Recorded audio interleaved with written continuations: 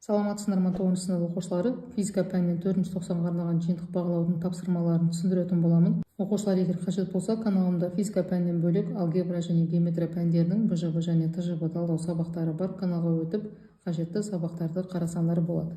Бірінші тапсырма: гравитациялық қысымның әсерінен пульсардың температурасы минуттаған градусқа көтеріліп, жинақталған мол ішкі энергия коллапс деп аталатын қопарылысқа алып келеді. Яғни бізде С нұсқасы дұрыс жауап болады. Келесі екінші тапсырмада радий элементінің үлгісі. Мұнда оқушылар мінекей радиоактивті элемент берілген, яғни радий элементі берілген. Альфа, бета және гамма сәулелерді шығарады. Радиоактивті сәулелердің магнит өрісіндегі траекторияларын сызып көрсетіңіз. Оқушылар, мұнда бізде гамма сәулесі оңға да солға да бұрылмайды, тіке кетеді.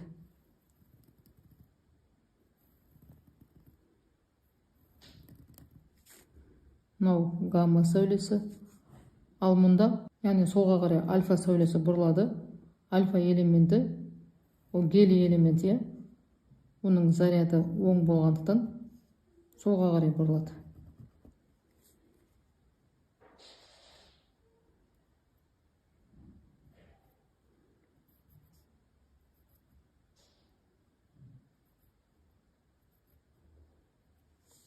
Ал мұнда бета сәулесі бұрылады.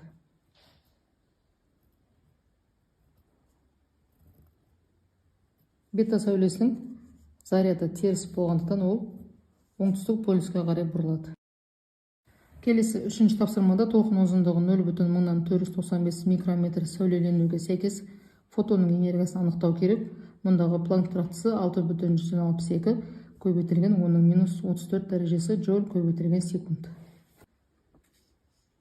Оқушылар менен кесетін берілгені бойынша толқынның ұзындығы 0,0495 микрометрге тең. Халықаралық бірлік ережесін айналдырамыз. Сонда 0,0495 көбейтілген оның минус 6 дәрежесі метр болады. Планк тұрақтысы берілген, бізге табу керек фотонның энергиясын. Фотонның энергиясын табу үшін Планк тұрақтысымен жиілікті көбейтеміз. Мұнда бізде жиілік жоқ. Жиілікті табу үшін жарықтың жылдамдығын толқынның ұзындығына бөлеміз. Ал енді оқушылар орнына қойған кезде мінеге Планк тұрақтысы 6,162 көбейтілген оның минус 34 дәрежесіне тең, ал жарықтың жылдамдығы 3 көбейтілген оның 8 дәрежесіне тең бөлеміз толқынның ұзындығына. Сонда фотонның энергиясы тең болады 4 көбейтілген оның минус 19 дәрежесі джоульға. Оқушылар, келесі 4-ші тапсырмада алюминий үшін шығу жұмысы 5,198 көбейтілген оның минус 19 дәрежесі джоуль. Алюминий үшін фотоэффектінің қызыл шекарасы қандай? Мұндағы Планк тұрақтысының мәні берілген. Асында фотоэффект байқалатын минимал жиілік, ал Б-да фотоэффект байқалатын максимал толқын ұзындығы. Оқушылар менен кесетін берілгені бойынша шығу жұмысының мәні берілген.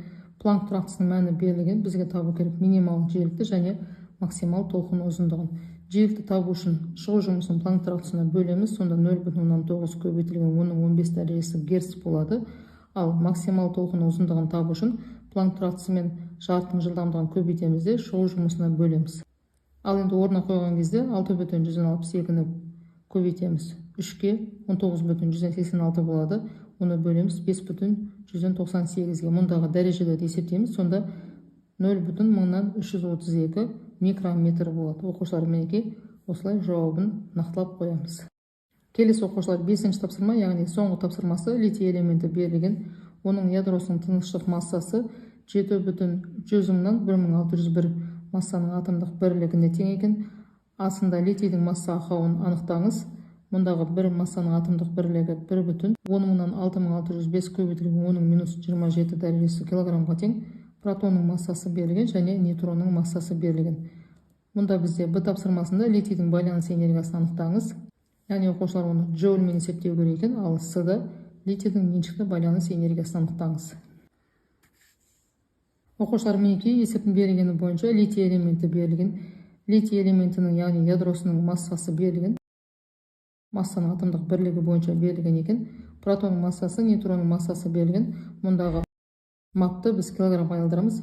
Бір массаның атомдық бірлігінде 1,10-6605 көбейтілген оның минус 27 килограмм бар. Бізге масса ақауын табу керек, байланыс энергиясын және меншікті байланыс энергиясын табу қажет. Ең алдымен оқушылар мынау литий элементінің құрамын анықтап аламыз. Мұндағы жеті дегеніміз массалық саны, Z, яғни протондар саны 3-ке тең, ал нейтрондар саны массалық саны азайтамыз. Протондар саны, сонда нейтрондар саны 4-ке тең. Енді масса ақауын мінекей оқушылар мына формуламен анықтаймыз. Сонда мұнда бізде Z дегеніміз протондар саны, көбейтеміз протондар массасына, қосамыз, мұнда қосу оқушылар. Қосамыз, нейтронды көбейтеміз, нейтронның массасына, азайтамыз ядроның массасын. Енді оқушылар, мұнда бізде ядроның массасы мінекей маппен берілген, оны килограммға айналдырамыз. Килограммға айналдырған кезде мінекей 11,10,6500 көбейтілген 10-27 дәрежесі болады екен. Сонда жақшаның ішін орындап, ондағы ядро массасын азайтқан кезде масса ақауы тең болады 0,10,674 көбейтілген 10-27 дәрежесі килограммға.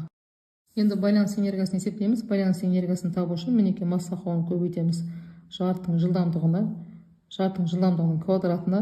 Жарықтың жылдамдығы бізде 3 көбейтілген 8 дәрежесіне тең.